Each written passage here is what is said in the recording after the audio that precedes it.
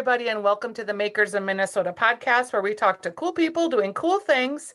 We got to talk to a man who made a lip product last week, and this week we are talking to folks that are in the salsa world. We are talking to Brian Podgorski, and Nikki is his partner, and she won't be on the call today, but we want to mention her because she got called into a last-minute meeting from the Salsa Collaborative. And I first met you, Brian, at a event that I went to, and you were right in the doorway there.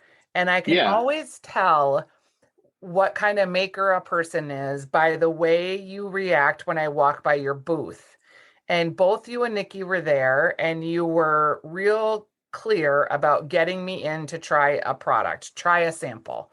And it's so funny how many like trade shows I go to where people sort of wait till you approach the table and then they're kind of like, oh, can I help you?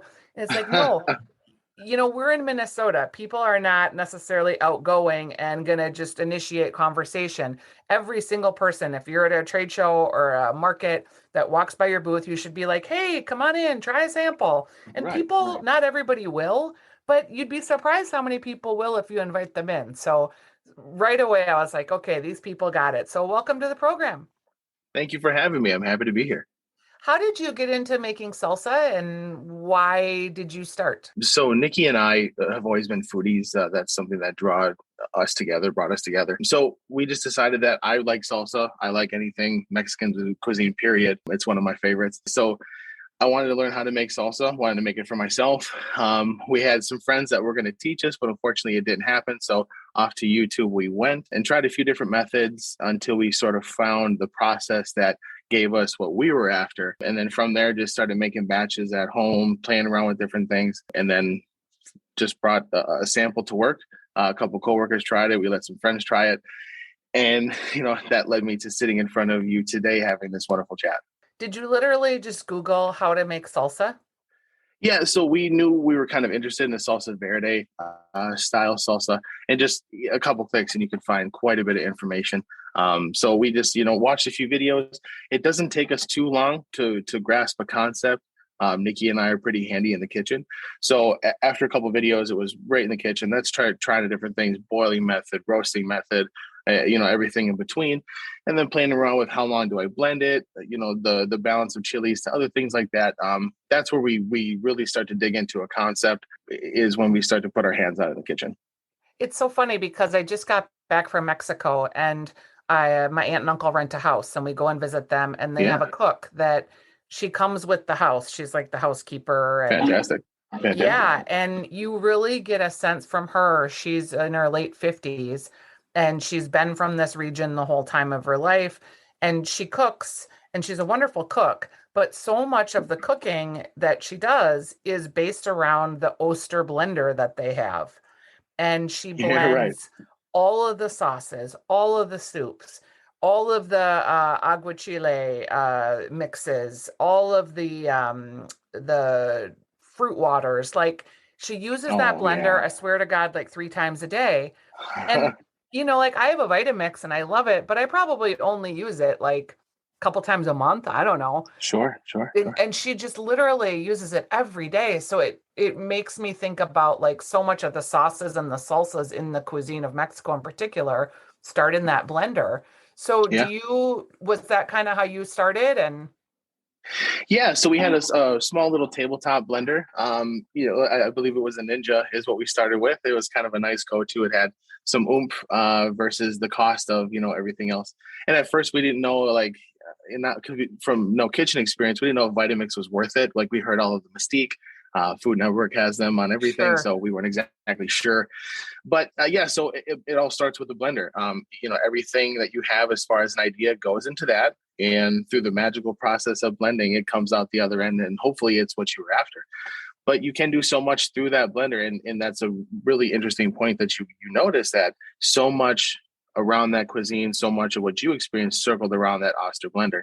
And it started with small batches in our kitchen, making a half gallon at a time, a couple jars to hand out here and there, until you really start to get a hang of what you're doing and if you want to make more or less. But yeah, the blender is the one single tool that took it from knowing nothing to a hobby to a business. So you started with green, and then where did you go from there? So after the salsa verde, we did a couple different versions, mild, medium, and hot. Did some special stuff with like peaches and Carolina Reapers or blueberries or something like that. Some kind of off the wall stuff. And then we ran into the whole COVID supply chain issue that everybody ran into. Unfortunately, with no small business experience, as Nikki and I both worked in other professions, she still works full time at hers. We didn't see that coming. So we couldn't get any jars for salsa. That essentially, stonewalled our 3-month-old business at the time, which even wasn't a fully legit business. It was on Facebook back in 2020. So we put a deposit. We paused it for a couple months. We had to figure out, what we were going to do. I stepped away from my position and my job because of the COVID scare and everything at the time. So we decided then we have to make hot sauce. We had wanted to make hot sauce down the road. We wanted to launch the salsa and kind of get that dispersed through the market first. All we could get though was hot sauce bottles. So that changed. We had to change gears and change our plan. And thankfully, we took to it much faster than we did the salsa process. After a couple recipes, it started taking off. Next thing I know, we're making a fresh hot sauce every 3 weeks about that. They're selling out to the local community, all the hotheads that are around, our friends, family, and things like that. And over the course of a few months, we came up with, probably close to 20 hot sauce recipes. But then from that, we can turn them into salsa. So it allowed us to continue to grow and expand our product line without really even knowing it at the time. So your whole business was pushed by the COVID situation because of what you could get access to for materials. That's really interesting. And the situation that it put us in. We were really comfortable prior to COVID. I was making great money. So was Nikki, and she still is. But we were forced with the decision of, I can't do my job for the foreseeable future at that time. What do? We just bought a house. We have 2 cars that have payments. I had to find a way to produce income somehow. So I did take another side job, but I kept working the Salsa Collaborative. The second Nikki punches out from her job, she comes home, we both dive into it. So it's something that took a strong effort from both of us. And thankfully, we met the right people, we made the right moves, and it's turned into something that sustains my side of the income so that we can still continue, to afford our house, to afford the lifestyle that we have, but also grow, meet new people, make new connections, and just continue on with our plan. And you've added a hot honey product too. How did that come into play? So that is a beautiful collaboration with our friend Mike German of 14 Spice, 328 Grill, 246 Grill. Blessings to Mike and his family, his entire team. They've been fantastic to work with. They've been great friends to us, and I can't say I'm just so happy for their successes. He started to use our Habanero Express, which is kind of our signature sauce. It's one of our more popular options in his hot honey at the restaurant. After trying it on everything and being like, we really like this, you're like, well, Mike was like, maybe we put a label on this and get a couple bottles and see what people think. And that was so on the surface. I'm surprised we didn't come up with that sooner. So after getting everything done, we made it to market just before the Christmas season. And it was wonderfully reviewed, very well received. It made Star Tribune's top 25 list for the best gifts of the season. It was a blessing in disguise. I didn't know it was going to be such a popular product. It's so funny. You're very humble person, and you've talked about like some of this being kind of a happy accident. Do you feel a little bit like that? Yeah, exactly. Because so Nikki and I on our first trip to Colorado back in 2019 or 2018, we came up for the concept of Rolled Up, which is our other food business. But that at its time was like an egg roll bar and a food truck, similar to like a Chipotle style. Come tell us what you want. We wrap it up real quick, give it to you. But that was just fun, exciting conversation, while we were on a vacation. So now it's incredible to see what once was a conversation and a love for just wandering around the farmers markets into how we pay our bills. I pal around with chefs all day. I go to work at markets. I get to meet wonderful people. I get to work with a lot of local businesses, local restaurants. It's incredibly fulfilling, and I'm very thankful that that's how I can afford to live. And at the same time, the education I get, the relationships that we make, I couldn't be happier. It's been a fantastic experience, and all from essentially, yes, a happy accident. Yeah. And when you talk about a lot of folks know about Crybaby Craig's and the fermented Of salsa course. process, Yeah. versus the heated process. Have you tried fermented yet, or are you primarily just going to do heat, or do you think you'll experiment with both? So we did two fermented sauces. They were long-term ferments, as opposed to sort of the average that you would find. They were incredibly well received. Those were some of our fastest uh, sellout for release that we've ever done. I know of maybe one or two bottles still in existence from those two releases. It's something I really want to get back to. I enjoyed the difference in flavor, the depth that it adds. But it is just Nikki and I, and we're trying to keep up with the popularity of all of our other products. But it is something we want to get back to. It is something that we have planned. So you'll be seeing some of that from us in the future. How do you primarily sell your products? Do you go to markets, or are you trying to get into grocery stores? Have you gotten down that avenue yet? Yeah, we're kind of everywhere. So at our peak last year, we are doing 5 farmers markets a week: Chanhassen, Chaska, Victoria, Linden Hills. We were out in Maple Grove, and then a small farmers market at Ambivalus in the northeast side of Minneapolis.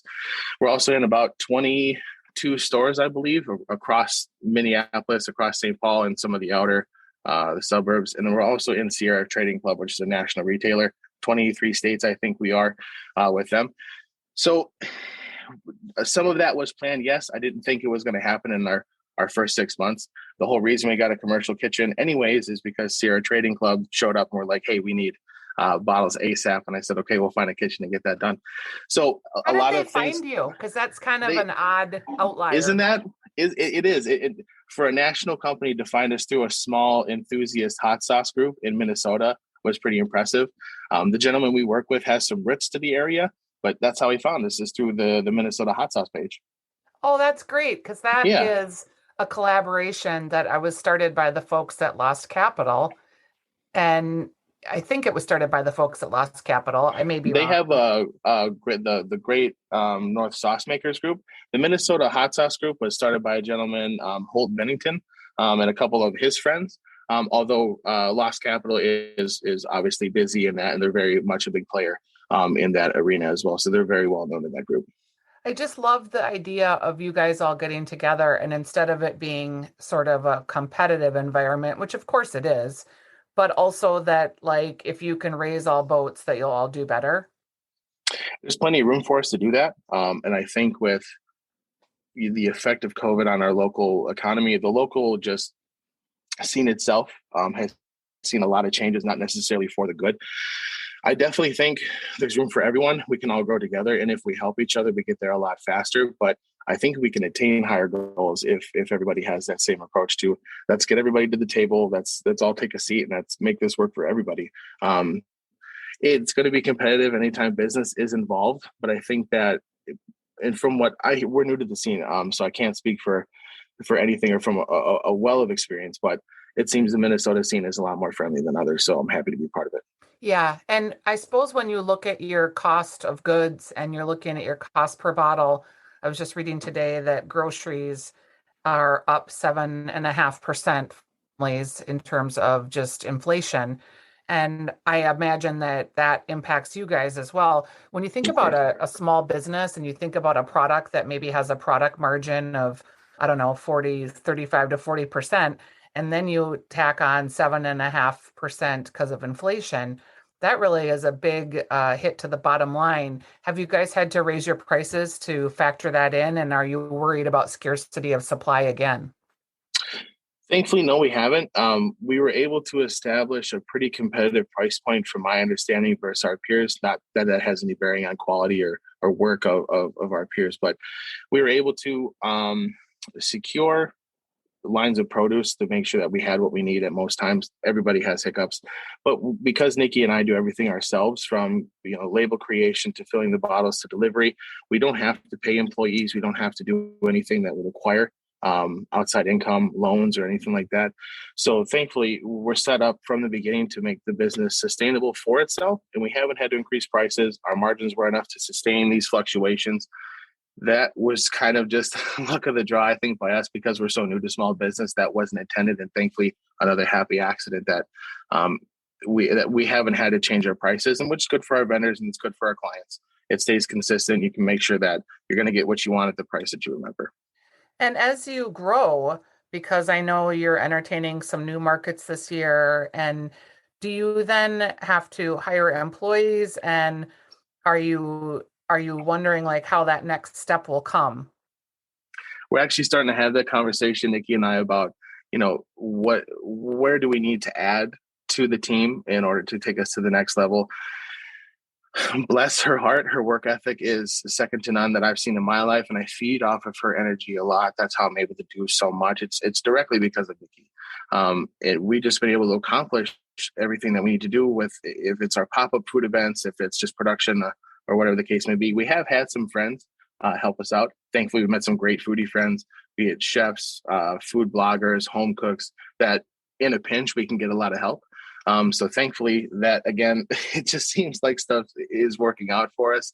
And we're really having just a lot of fun with it, but we just find ways to get it done. So, how did you think of your name? So when we were starting our business, we had a lot of conversations with our friends about, what would you like to see in a salsa? Is there any flavors that you like? I don't want to do the typical mango habanero stuff. What do you guys like after that you don't see? And sort of what came to me is, well, we're having these conversations about salsa. We're collaborating with other people, other thought processes, backgrounds, and things like that. So it just kind of naturally came to us that we're collaborating over salsa, the Salsa Collaborative. It's kind of on the nose. And then once we said it out loud for the first time, I'm like, oh, that kind of has a nice little ring to it. I really, really dig it. And then we just continue to collaborate with people, whether it be chefs, restaurants on custom products for themselves, anything I would learn from them. It's just, we're collaborating constantly. And it just kind of seemed to come together naturally, and the name fits. I like it. I like it. So, when you think of other people, and they don't have to be salsa makers necessarily, but in the food business that you admire, are there other folks that you just feel like, wow, there's someone that I admire? Yeah, I mean, first and foremost, Mike German has been great for us. And I'm thankful that we met him early on in our business process, because he's one of those solid guys that can introduce you to the industry the right way. It's hard to not sort of get nervous when, Brian Ingram or Justin Sutherland or Stephanie March walks in the room, or, some of these people that we've met, when we did the burger battle at Mike's, and Danny Klecko, JD Fratsky, Joy, everybody was sitting there, and I was like, oh, this is a real deal. We're actually cooking for the who's of the food world. It was just fantastic to to survive that and come on the other side and get to meet all of them, because you sort of see them as these figures, and then you realize they're real people that love the things that you love, and you have an instant connection. And that's why this community is just fantastic. It really is. And you seem to be a perfect recipient of that hospitality because I I can tell appreciate you that. really I appreciate appreciate it. that. It, it Yeah. it gets me out of bed every day. I couldn't be thankful. I do want to mention the boys at Boom and Barbecue, Dylan and Gary. They've been also really just the knowledge that they've imparted, like Mike and everybody else, just the free knowledge, because they like to talk about what I'm into. It is very humbling, because I don't know what I did to deserve it, but I'm thankful for it. Yeah. So where can people find your salsas in town most readily? Where would you like to drive them to pick it up to try? And what are some favorites that you think they should try first? Perfect. So we have something kind of for everybody. If you like a little bit of fruit in your hot sauce, if you want screaming hot chili heat, everything in between, we can take care of you. We love our first and foremost, our very first market, Tim and Tom's, over in the Como neighborhood there. That's just a great little market. Al and the gang back in the deli, they do great stuff. Viva has been kind to us. Mini Row, Shoreview Liquor out in Excelsior. Kind of, we've had a lot of our first folks, but also too meeting everybody over at Midtown Global, Soleil, all those folks. We're kind of everywhere, thankfully. You can find all of our locations on our website or our social media handles or pages. It's all the Salsa Collaborative or the salsacollaborative.com. And then two, you can find us at our farmers markets. We're going to be doing several throughout the seasons, a lot of pop-up events, which will be on the calendar. And then two, you can order just directly from us. All right. Well, it's been great to talk to you, Brian. I will connect with Thank you you. so much. Yeah, absolutely. Please say hi to Nikki for me. I know that I will her do new that. job called. Yeah, no, for sure. I'll let her know she missed out. Absolutely. All right. And we'll see each other soon. Stay warm. Thank you so much. Okay. Thanks.